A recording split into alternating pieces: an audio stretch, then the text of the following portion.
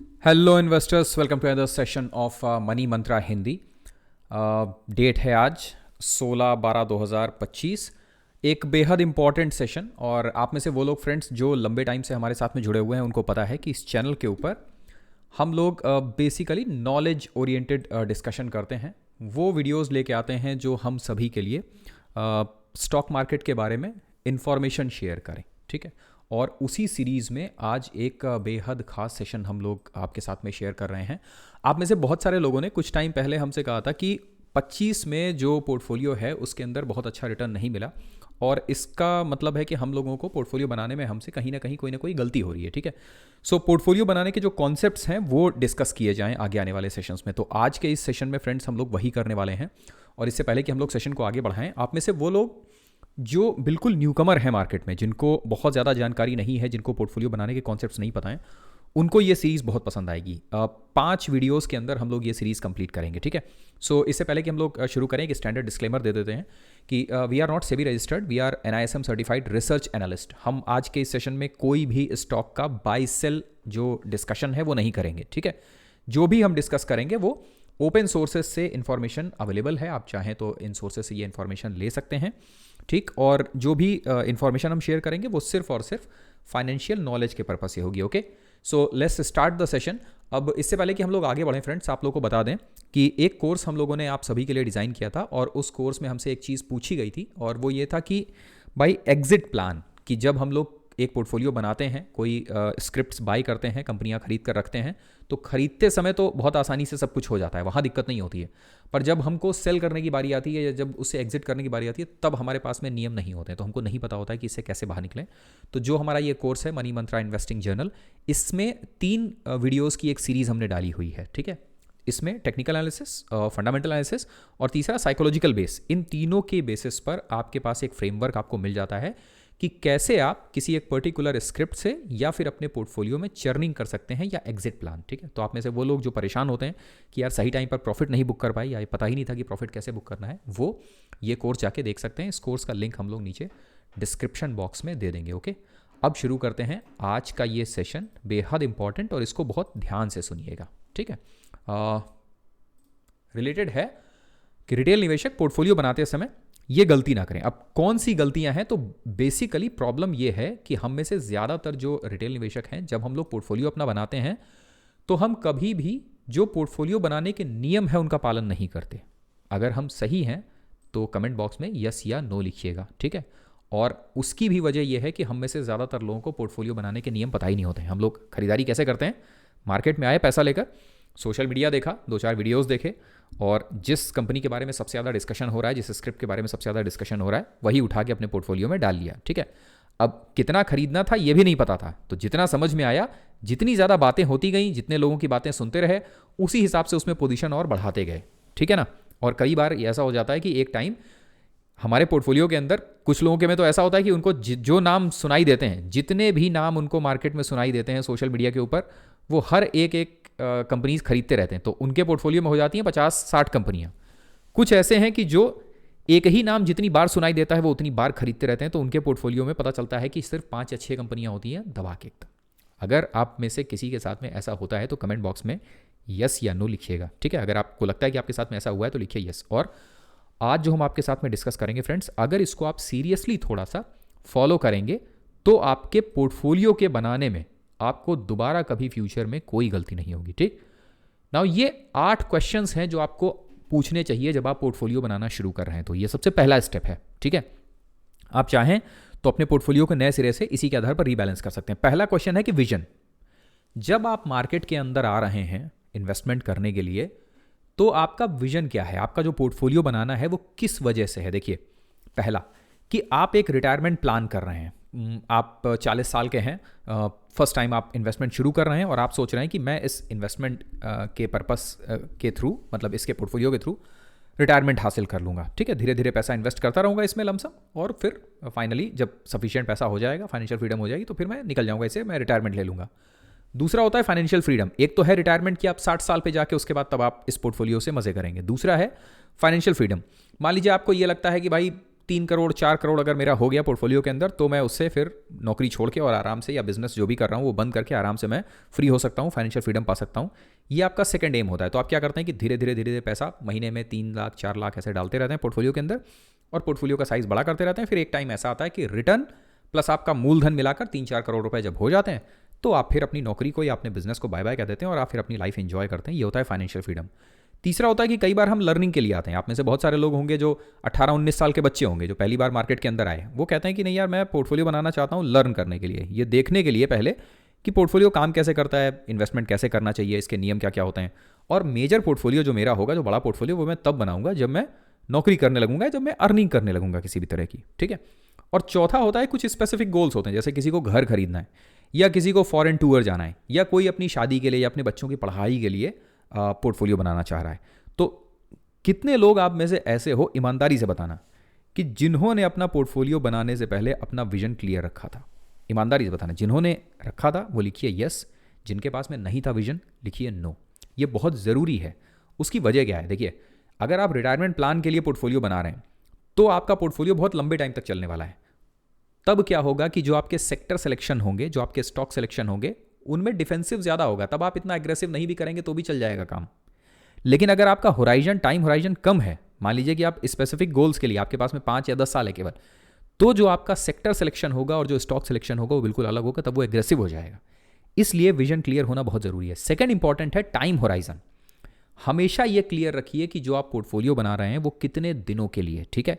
1 साल के लिए, 3 साल के लिए, 5 साल के लिए, 10 साल के लिए। अब आप कहेंगे कि यार कोई 1 साल 2 साल के लिए भी बनाता है क्या पोर्टफोलियो, 3 साल के लिए? बिल्कुल। बहुत से ऐसे लोग होते हैं जिनको पता ही नहीं होता है मार्केट के बारे में, उनको पता ही चलता है उम्र के 55वें साल पे या 50वें साल पे, तो उनके पास सिर्फ 10 साल बचा हुआ है। अब कोई ऐसा है कि जिसके घर में बचपन से ही मार्केट के बारे में बातें हो रही हैं, तो वो 20 साल की उम्र पे अपना पोर्टफोलियो बनाना शुरू कर देगा, तो उसके पास में तो 30-40 साल हैं इन्वेस्टमेंट के, दूसरे के पास 5 से 6 साल हैं। तो जिसके पास जितना कम टाइम होगा मार्केट में इन्वेस्ट करने के लिए, टाइम होराइजन, उसको उतना एग्रेसिव पोर्टफोलियो बनाना पड़ेगा, ठीक है, बिकॉज आपको रिटर्न ज़्यादा चाहिए, तब आपका रिस्क भी बढ़ जाएगा।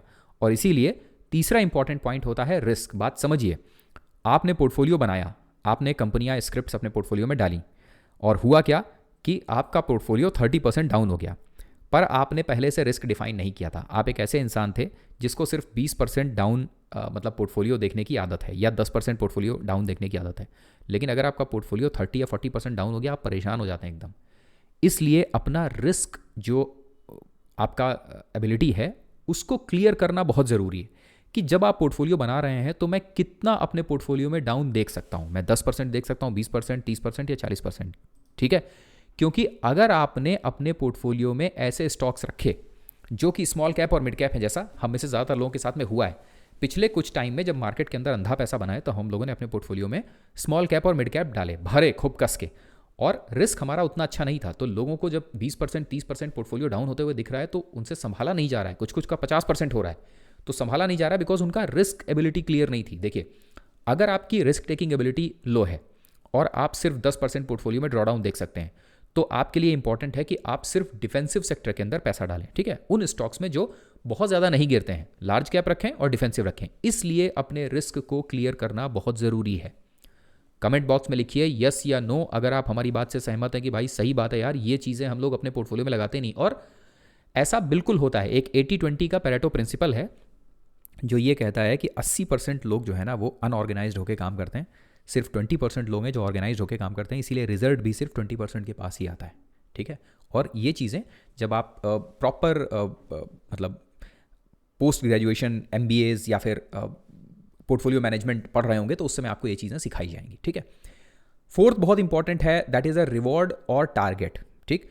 अब कई बार ऐसा होता है कि हम लोग क्या करते हैं कि हमने कोई पोर्टफोलियो बनाया, उसमें स्क्रिप्ट खरीदी, कंपनी 2x 3x हो गई, हम उसको लेके बैठे देख रहे हैं, और जो 2 गुना 3 गुना मुनाफा हुआ था वो अचानक से घट के फिर केवल 50% पे बचता है, और हम लोग खड़े देखते रहते हैं और फिर हम 50% पे मुनाफा निकालते हैं। उसकी वजह ये होती है कि हमने पहले से रिस्क भी डिफाइन नहीं किया, हमने पहले से रिवॉर्ड भी डिफाइन नहीं किया।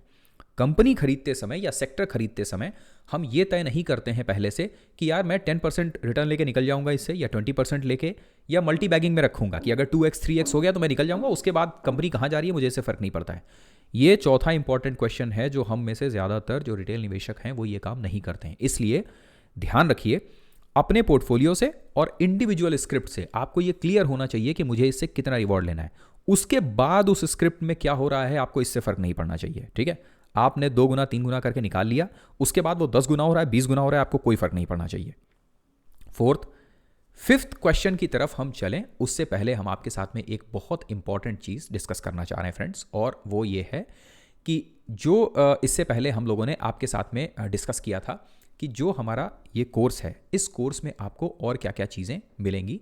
तो ये बेसिकली कोर्स की अपडेटेड लिस्ट है, जहां हम लोग केवल और केवल फंडामेंटल एनालिसिस नहीं बल्कि फंडामेंटल एनालिसिस, टेक्निकल एनालिसिस और मार्केट साइकोलॉजी, ये सारी की सारी चीज़ें इंक्लूड करके एक साथ दे रहे हैं, ठीक। देन एक चीज़ ध्यान रखिएगा कि हम आपके साथ जो भी नॉलेज शेयर कर रहे हैं ये सारा का सारा फ्रेमवर्क बेस्ड है। इसमें जार्गन्स नहीं है, इसमें बहुत कठिन कॉन्सेप्ट्स नहीं है। ये कॉन्सेप्ट बिल्कुल सीधे हैं फ्रेमवर्क बेस्ड, कि आपके पास में ये फ्रेमवर्क है। जैसे अभी हम क्वेश्चन आंसर आपसे कर रहे हैं, आपके पास ये सिंपल फ्रेमवर्क है। आपको क्या करना है कि इसको लिखना है एक जगह, राइट साइड में यस या नो डालते रहना है और उसमें भर देना है। अगर आपने भर दिया तो लास्ट में आपको ये पता चल जाएगा कि आपको अपना पोर्टफोलियो कैसे फॉर्म करना है। This is called framework based approach. तो जो ये कोर्स है हमारा, इस कोर्स के अंदर आपको यही फ्रेमवर्क बेस्ड अप्रोच मिलती है। आपको छोटे छोटे फ्रेमवर्क मिलते हैं, उनको आप देख सकते हैं, ठीक है। और अगर अभी तक इसको सब्सक्राइब नहीं किया है तो इसको सब्सक्राइब कर लीजिएगा, बिकॉज 2026 में जो इसका कॉस्ट होगा नए साल पे वो इंक्रीज हो जाएगा, ठीक है। ओके, चलिए तो फिर आगे बढ़ते हैं हम लोग जहाँ पर थे हम, इस पर्टिकुलर जगह पर, ठीक। नेक्स्ट क्वेश्चन, रिवॉर्ड के बाद में चर्निंग टाइमलाइन। नाउ आपका पोर्टफोलियो चाहे जितना अच्छा बना हो, ठीक है, कंपनीज या सेक्टर्स चाहे जितने अच्छे हों, एक ऐसी चीज़ है जिसके ऊपर आपका कंट्रोल नहीं है, और वो ये है गवर्नमेंट पॉलिसीज़, ठीक है, कि गवर्नमेंट क्या पॉलिसी ला रही है।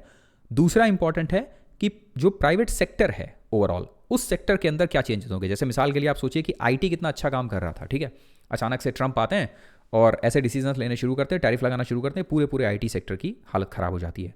तो ऐसे समय में आपको ये पता होना चाहिए कि आपको अपने पोर्टफोलियो में चर्निंग करनी है। चर्निंग का मतलब है कि पोर्टफोलियो में से कुछ स्क्रिप्ट्स निकालनी है और कुछ नई स्क्रिप्ट्स ऐड करनी है। तो इसका कॉन्सेप्ट आपका क्लियर होना चाहिए। और एक बात समझिएगा, बाय एंड फॉरगेट वाला कॉन्सेप्ट भूल जाइए। आपको अपने पोर्टफोलियो को कॉन्टिन्यूअसली ट्रैक करते रहना होगा हर क्वार्टर पर, कि जब कंपनियों के रिजल्ट आ रहे हैं तब आपको ये देखना होगा कि कौन सा सेक्टर अच्छा कर रहा है, क्योंकि 2 से 3 सेक्टर, मतलब 2 से 3 क्वार्टर्स के बाद ही कंपनियों का अच्छा होना या बुरा होना एकदम क्लियर हो जाता है।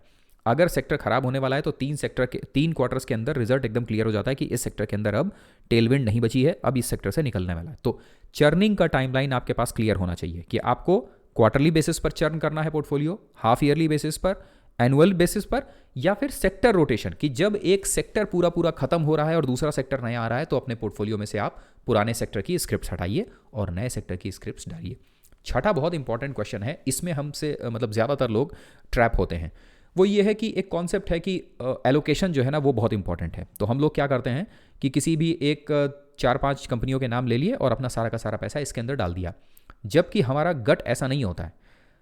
हम लोग एक ऐसे इंसान हैं, मान लीजिए कि आप एक ऐसे टाइप के इन्वेस्टर हैं जो रिस्क बहुत ज़्यादा नहीं ले सकता है, जो अपने पोर्टफोलियो को सिर्फ 10% या 20% डाउन देख सकता है, लेकिन आपने पोर्टफोलियो बना लिया कंसंट्रेटेड। तो क्या होगा, 5 स्टॉक आपने लिए, अगर 20% गिर गए तो आपके पोर्टफोलियो की हालत ख़राब हो जाएगी। और अगर आप सिर्फ मिनिमम रिस्क लेने वाले इंसान हैं तो आपको देखकर बहुत ज़्यादा हैरानी होगी, ठीक। तो ऐसे में आपको ये मालूम होना चाहिए, पहले से ही ये तय रखिए कि आप अपने पोर्टफोलियो को कंसंट्रेटेड रखेंगे या डाइवर्सिफाइड रखेंगे। नाउ डाइवर्सिफाइड का मतलब है कि आपके पोर्टफोलियो में 20 या 20 से ज़्यादा स्टॉक्स होंगे। कंसंट्रेटेड पोर्टफोलियो का मतलब है कि आपके नंबर ऑफ जो सेक्टर्स या नंबर ऑफ जो स्क्रिप्ट्स हैं वो मिनिमम होंगी, ठीक है। अब मिनिमम में 5 तक नहीं जाएंगी, 10 तक जाएंगी, 10 से 15, और डाइवर्सिफिकेशन में 20 से 30 तक रख सकते हैं। तो ये आपको पूरी तरह से क्लियर होना चाहिए। हम में से ज़्यादातर लोग क्या करते थे कि कॉन्सेप्ट सुन लिया कि यार मतलब कंसंट्रेट करना चाहिए पोर्टफोलियो को, और दबा के कंसंट्रेट कर दिया पोर्टफोलियो को, 5-6 कंपनियां रखी। फिर क्या हुआ, और 5-6 कंपनियां भी स्मॉल कैप और मिड कैप डाल दी सारी।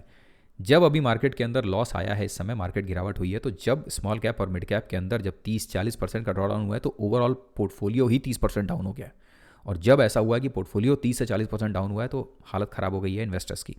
इसलिए इस क्वेश्चन का आंसर बहुत ज़रूरी है कि भाई आप पोर्टफोलियो को कंसंट्रेटेड रखेंगे या डाइवर्सिफाइड। क्योंकि अगर आपने पहले ये तय कर लिया कि मैं कंसंट्रेटेड रखूंगा तो कंसंट्रेटेड पोर्टफोलियो में फिर रिस्क भी बड़ा होगा। आप ये कहिए कि नहीं मैं रिस्क तो छोटा लूंगा, मुझे 10% से ज़्यादा नहीं देखना है ड्रॉडाउन, लेकिन मैं पोर्टफोलियो कंसंट्रेटेड रखूंगा, तो फिर गड़बड़ है। अगर आपको रिस्क कम रखना है तो पोर्टफोलियो को आपको फिर डाइवर्सिफाई करना पड़ेगा, ठीक है। देन सेकंड पॉइंट इसी से रिलेटेड है 6 पॉइंट से, मतलब 7th पॉइंट जो है वो 6 पॉइंट से रिलेटेड है, वो है नंबर ऑफ सेक्टर्स। अब एक बात समझिएगा, अगर आप हमारे साथ में पुराने टाइम से जुड़े हुए हैं तो आपको पता है इस समय लेटेस्ट हम लोगों ने 6 से 7 सेक्टर्स ऐसे हैं जिनकी स्टडी करके उनके जो अच्छी कंपनियां हैं वो आपके साथ में शेयर करी हैं, ठीक है। असल में मार्केट के अंदर जो रिटर्न है वो कंपनियां बना के नहीं देती हैं, मार्केट में रिटर्न बना के देता है सेक्टर। अगर आप सही सेक्टर आइडेंटिफाई कर लेंगे तो आपके पोर्टफोलियो से बढ़िया रिटर्न बनेगा। अगर आप गलत सेक्टर पकड़ेंगे तो फिर रिटर्न नहीं बनेगा। जैसे मिसाल के लिए अगर आज के टाइम में आप आईटी सेक्टर पकड़ लीजिए तो आप चाहे जितनी अच्छी कंपनियां खरीद के रखिए उसमें वो रिटर्न नहीं बनेगा जो रिटर्न आपको आज की डेट में शिप बिल्डिंग सेक्टर के अंदर मिल जाएगा, या बेस के अंदर मिल जाएगा, या सेमीकंडक्टर के अंदर मिल जाएगा, या पीबी के अंदर मिल जाएगा, या डिफेंस सेक्टर के अंदर मिलेगा, क्योंकि वहां पर ओवरऑल पूरा का पूरा सेक्टर ग्रो कर रहा है। इसलिए 7th क्वेश्चन बहुत इंपॉर्टेंट है। पोर्टफोलियो बनाते समय आपको यह आइडेंटिफाई करके रखना है कि मुझे अपने पोर्टफोलियो में कितने सेक्टर रखने हैं। अब समझिए, आपका रिस्क टेकिंग एबिलिटी कम है, आप 10% से ज़्यादा पोर्टफोलियो को नीचे नहीं देख सकते, ठीक है। दूसरा, आप पोर्टफोलियो को डाइवर्सिफाई भी करना चाह रहे हैं कि भैया रिस्क टेकिंग मेरी कम है तो मैं पोर्टफोलियो में 20 से 25 स्टॉक होंगे। अगर आप नंबर ऑफ सेक्टर केवल 2 चुनेंगे तो क्या आपको 25 स्टॉक मिलेंगे? आंसर है नहीं। इसलिए इस पूरे कॉन्सेप्ट को एक साथ रखना जरूरी है कि मेरी रिस्क टेकिंग एबिलिटी मान लो 10% की है तो मैं पोर्टफोलियो को डाइवर्सिफाई करूंगा, तो फिर मेरे पास में नंबर ऑफ सेक्टर्स जो है वो ज्यादा होंगे, मैं 5 से 6 सेक्टर या फिर 8 से 9 सेक्टर रखूंगा अपने पोर्टफोलियो में, ठीक है। ये पहले से तय करना बहुत जरूरी है। और 8th तो बहुत इंपॉर्टेंट है, दैट इज ओरिएंटेशन, कि जो आपका पोर्टफोलियो है उसको आप ग्रोथ ओरिएंटेड बनाना चाह रहे हैं, रेगुलर डिविडेंड चाह रहे हैं, या फिर आप डिफेंसिव चाह रहे हैं। अब अगर आप चाहते हैं कि यार मैं ना ग्रोथ ओरिएंटेड चाहता हूं तो फिर आपके पोर्टफोलियो में रिस्क ज्यादा होगा। क्यों? जिन स्टॉक्स में, जिन कंपनियों में, स्क्रिप्ट्स में ग्रोथ होगी तो जाहिर है कि भाई लार्ज कैप के अंदर आपको ग्रोथ तो उतनी ज़्यादा मिलेगी नहीं, स्टॉक मल्टीबैगिंग होगा नहीं। ग्रोथ आपको कहाँ मिलेगी? स्मॉल कैप और मिड कैप में। स्मॉल कैप मिड कैप में अगर ग्रोथ मिलेगी तो उसके साथ में फिर उसमें रिस्क भी बढ़ेगा। इसलिए ये जानना बहुत ज़रूरी है। अब आप सोचिए कि आपके पास में टाइम होराइजन है केवल 3 साल का, और आप कहें कि नहीं यार मैं डिफेंसिव बेट लूंगा और मैं 3 साल का टाइम होराइजन रख रहा हूं, तो क्या आपको ग्रोथ मिलेगी उसके अंदर? नहीं मिलेगी। कम टाइम के अंदर अगर आपको पोर्टफोलियो बनाना है और कम टाइम के लिए पोर्टफोलियो बनाना है तो आपको ग्रोथ ओरिएंटेड रखना पड़ेगा पोर्टफोलियो। समझ में आया? इसलिए ये 8 क्वेश्चंस का आंसर देना बहुत ज़रूरी है अगर आप एक रिटेल निवेशक हैं और अपने इन्वेस्टमेंट की शुरुआत कर रहे हैं। अब अगर आप यहाँ तक जुड़े हुए हैं तो आपके लिए एक और अच्छी खबर है, और वो ये है कि आगे आने वाले सेशंस में हम लोग क्या डिस्कस करेंगे वो हम अभी आपको उसका एक ग्लिम्स दे देते हैं, ठीक है। पोर्टफोलियो बनाने का जो बड़े फंड मैनेजर्स हैं उनका एक कॉन्सेप्ट होता है जिसे कहते हैं कोर सैटेलाइट पोर्टफोलियो मॉडल। आगे आने वाले सेशंस में हम लोग इसको डिस्कस करेंगे। देन पोर्टफोलियो का चर्निंग कॉन्सेप्ट क्या होता है हम इसको डिस्कस करेंगे। देन पोजीशन साइजिंग, कि जब आप पोर्टफोलियो बना रहे हैं तो आपकी पोजीशन साइजिंग क्या होनी चाहिए ये डिस्कस करेंगे।